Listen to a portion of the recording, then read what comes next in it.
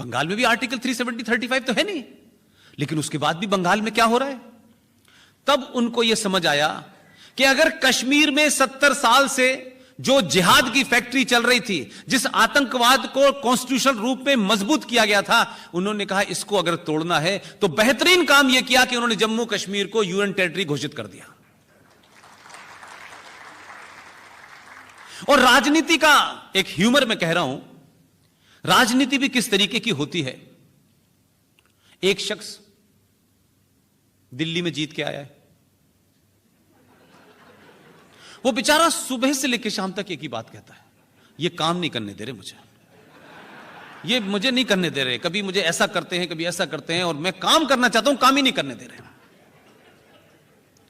कभी कभी इंसान का गुस्सा जो है और कभी कभी इंसान की परेशानी जो है उसको बदला लेने पे मजबूर कर देती है। वो बेचारा इनसे बदला नहीं ले सकता था। जब पार्लियामेंट के अंदर बिल आया 370 और 35 को खत्म करने के लिए, इस शख्स ने कहा जो मेरा हाल किया है वही तुम महबूबा का करो, और सरकार के साथ वोट दे दिया उसने।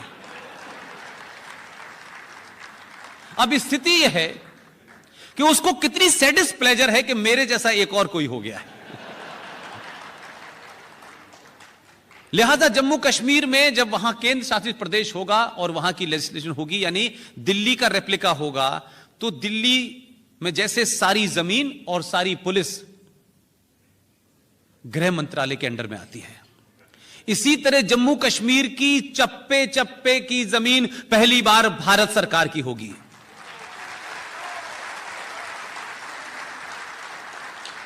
इसी यूनियन टेरिटरी के कारण जिस पुलिस में एंटी इंडिया लोगों को रिक्रूट किया जाता था, आतंकवादियों को छोड़ने, उनको शेडो देकर के निकालने वाली पुलिस थी, वो पुलिस भी गृह मंत्रालय के अंडर आएगी।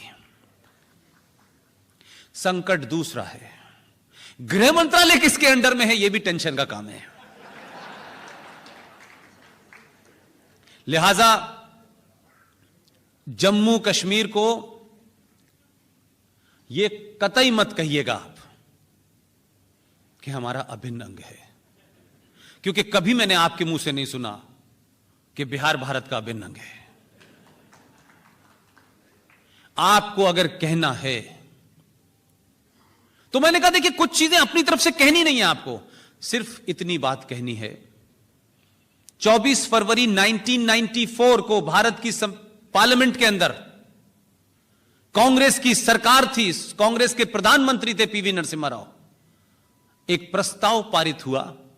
सिर्फ उस प्रस्ताव का हवाला देंगे तो लोग कहेंगे आप किसी इस पार्टी उस पार्टी के नहीं हैं, आप देश के लोग हैं, सच बात बता रहे हैं, बाकी जिसको जो करना है करे।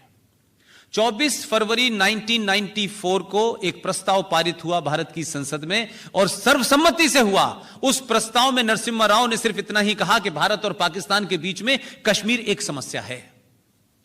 अब नरसिम्हा राव भी बड़े खिलाड़ी थे, क्योंकि वो कहते थे अटल जी मेरे गुरु हैं। तो आप सोचिए कि नरसिम्हा राव ने प्रस्ताव में यह लाइन पेश की, अटल जी तो काफी लंबा पॉज लेते थे, उन्होंने सिर्फ अपना मुंह बंद किया तो जितने खड़े हुए थे ना, उन सबको लगा नरसिम्हा राव ने तो हमारे दिल की बात कह दी। तो मुस्लिम लीग के लोगों ने भी ताली बजाई, लेकिन नरसिम्हा राव ने अपने पॉज के बाद कहा कि सिर्फ इतना ही विवाद है कि जिस जम्मू कश्मीर के हिस्से पे पाकिस्तान ने कब्जा कर लिया है वो वापस लेना है। तो आधे लोगों के मुंह लटक गए। वो प्रस्ताव पारित हुआ भारत की संसद में। लेकिन इस घटना का जिक्र और आज की घटना का जिक्र मैं क्यों कर रहा हूं, उसके बारे में मेरा एक अपना एनालिसिस है। यह प्रस्ताव पास हुआ तो देश को भी पता नहीं है, देश तो भूल गया, लेकिन संसद भी भूल गई। और पाकिस्तान ने इस प्रस्ताव के पारित होने के बाद कोई बयान नहीं दिया। देश में कहीं इंटॉलरेंस पैदा नहीं हुई, सब कुछ ठीक ठाक चलता रहा। लेकिन सिर्फ इतना ही तो हुआ कि उसने जो प्रस्ताव पारित किया, तो पारित करने की जो सरकार थी उनके लोगों को पता था कि यह प्रस्ताव पारित किया, इससे कोई फर्क नहीं पड़ने वाला, लोग हमारे सत्ता में बैठे हुए हैं, इसलिए पड़ोसी मुल्क में कोई चिंता नहीं थी। इन्होंने प्रस्ताव ही नहीं पारित किया, इन्होंने डायरेक्ट पारित कर दिया। तो जो आज की घटना है और 1994 की घटना है, सिर्फ घटना एक ही है, लेकिन फर्क इतना है कि तब उनके प्रॉक्सी सत्ता में थे। तब वो लोग सत्ता में थे जो पाकिस्तान अपने आदमी को भेजते हैं, मोदी हटाने के लिए आप हमारी मदद कीजिए। जो पाकिस्तान के यहां हिंदुस्तान के अंदर 500 से ज्यादा पाकिस्तान बन चुके हैं, जिनकी जड़ें बहुत गहरी हैं, उन लोगों को तब तकलीफ नहीं थी, उनको आज तकलीफ हो रही है, क्योंकि सत्ता में जो बैठा हुआ है वो जो कह रहा है वही कर रहा है। लिहाजा जब इस डिबेट को आगे बढ़ाया गया और उन्होंने कहा कि क्या हम पाकिस्तान ऑक्युपाइड कश्मीर को भी हम लेंगे क्योंकि वो भी हमारा हिस्सा है, तो खलबली इसलिए है कि यह प्रस्ताव अगर पारित करे ये भी कर सकता है।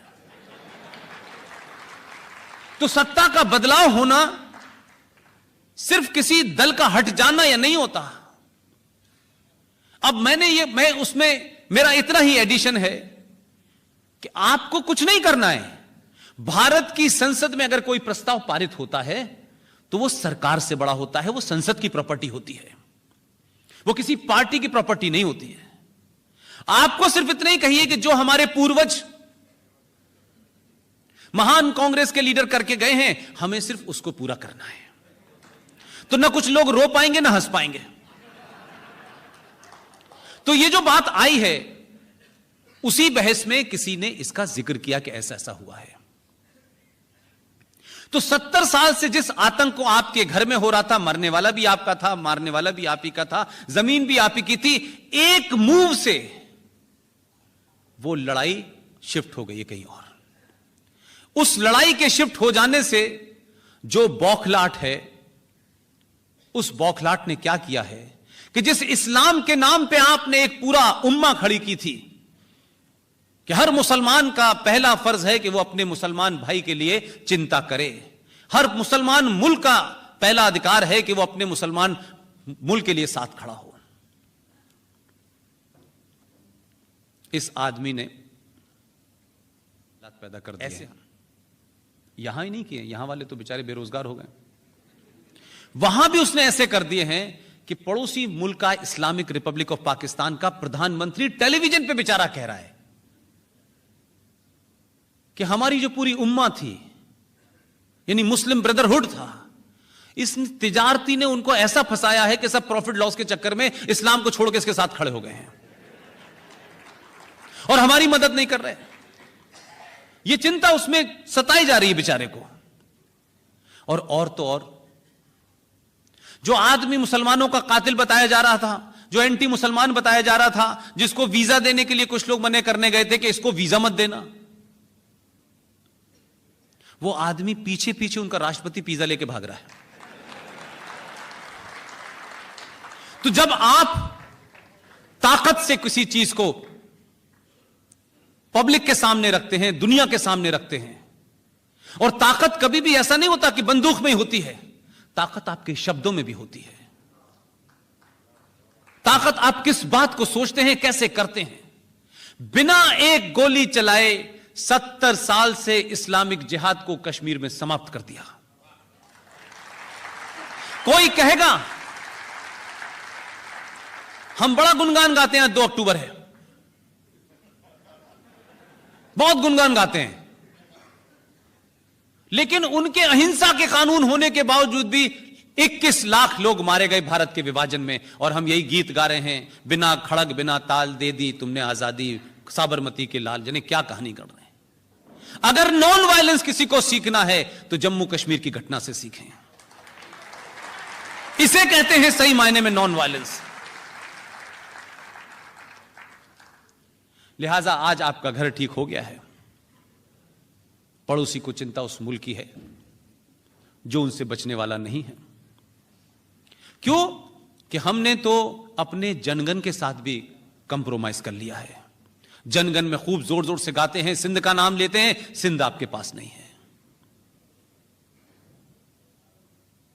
क्योंकि सिंध नहीं है तो इसलिए आपको वो इतिहास भी नहीं पता जिस इतिहास पे आपको गर्व होना चाहिए था। और जो बौने आपसे सवाल करते हैं चौराहों पे, गलियों पे, उनको आप मजबूती से जवाब देते हैं। आपने नहीं किया। जो काम हमारे बुजुर्गों का था, बड़ों का था, उन्होंने ईमानदारी से नहीं किया। उन्होंने सिर्फ यह कहा बेटा इधर झगड़ा हो रहा है तो तुम इधर से जाओ, इधर हो रहा है तो तुम इधर से जाओ, अब सब जगह हो रहा है तो तुम अमेरिका चले जाओ। हमने उनको लड़ाई लड़ने के लिए तैयार नहीं किया, सच्चाई से रूबरू नहीं होने दिया हमने। जब तक आप किसी चीज से जूझेंगे नहीं, चाहे वो ठंड हो, गर्मी हो, बरसात हो, तब तक आपकी रेजिस्टेंस पावर नहीं बढ़ती।